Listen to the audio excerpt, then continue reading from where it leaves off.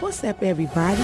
I'm with my girl JQ. JQ. My girl JQ. JQ. JQ. Yeah. In the studio right now with my girl JQ. JQ.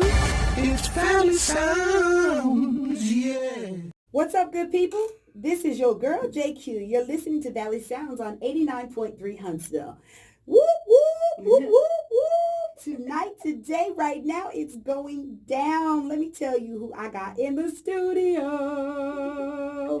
Man, this chick right here is what I call off the cheesy weezy easy beezy chain. She has so many talents, but not only is she talented, she is a beautiful, amazing, loving queen. Oh. Welcome, welcome, welcome to the studio, Kisha Freed, ladies and gentlemen. What's up, girl? Oh, it's beautiful and it's wonderful to be here. Thanks so much for inviting me and having me here. You're always a joy to be with.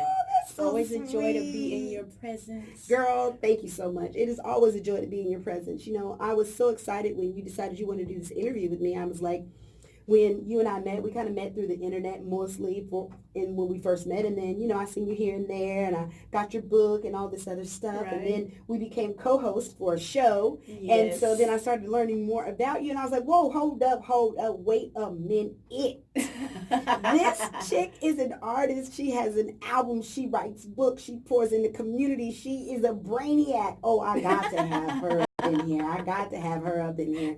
So let's jump right on in this thing.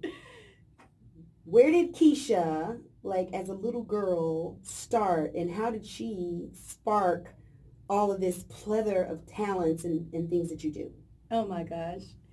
Well, let's see. At the age of 4 is my earliest memory. I was just absolutely in love with music, and I credit my father for that really because he was a collector of albums and music of different genres.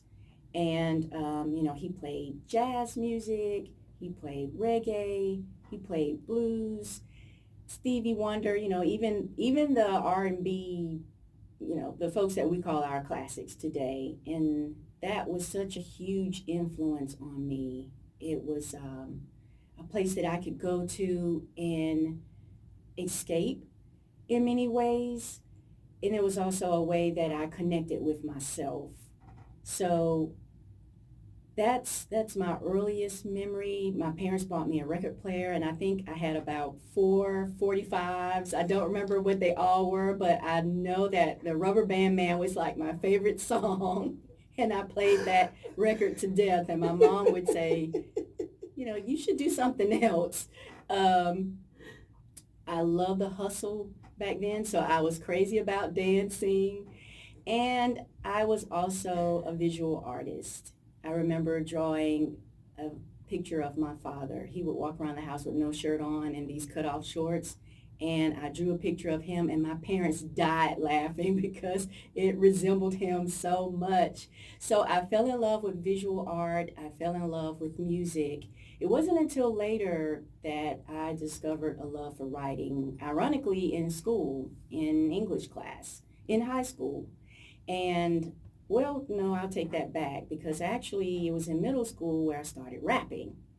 I started writing my own raps. I fell in love with Roxanne Shante, and I did a talent show of Roxanne Shante. And I bet you killed it. I bet you tore it down and totally if you asked it. me to do some lines today, it's like I'd remember nothing. But when I saw it and I heard it, I was like, I can do that. So I started writing my own raps and started performing them at school, and kids would gather around in the hallways and listen to my latest rap. I would call the radio station and rap, and yeah, it was, so that, you know, that was my escape. That was my connection to art, and I realized that's who I was and who I am today. Do you accredit everything that you do more to your passion, or is it more so that you do the things that you are passionate about and decide to monetize on them? Like, how did that? Oh, wow. Yeah, how did that come about? Because as an artist, I'm an artist. I consider myself an artist as well. I don't monetize on of Right. my artistry. Right. That's something you really have to come to do. You know, Right. you knew you wanted to put out an album, but Right. you know, I know about you. You wanted to put out the album as well because you wanted to make money off of it. Right, right. That's a really good question. I am more driven by passion than the monetizing. Actually, if you put me in a studio and say we want you to do 5 songs so that we can sell this, I probably would struggle a little bit. I've got to have purpose. I've got to have meaning. I've got to have a story. I've got to have a message. And people ask me, where do you get all this passion from? The passion comes from the purpose. The passion comes from the meaning and being able to touch other people's lives with what I do. I also like to explore and experiment, and art is a great tool to explore and learn more about yourself and push your boundaries and challenge yourself. So without those ingredients, you get no product out of me. From your musical history and just from the platform of your music sense, what was your first song that you really felt like was the project that like really put you out there for real? Like you really felt like a real artist after you put that project out. What song is that for you? Probably, well, yeah, that's an easy one. Free. That song was a challenge for me. It is a personal story. It is a struggle. It's a story of my struggle with relationships, and basically, to put it in a nutshell, codependency. And looking back at what created this codependency, the feeling of not being good enough, something that a lot of women struggle with, and we bring that baggage into our relationships and put ourselves in toxic situations. And it was tough, to be honest, to write that song because you're putting yourself out there to be judged, or people may view you in one way and then they hear this song and they go, oh, well, she's not who I thought she was. And then they get a different point of view about you. But then you also have to think about there are women out there who need to hear this message. They need to hear this story, and they need to know that they're not alone.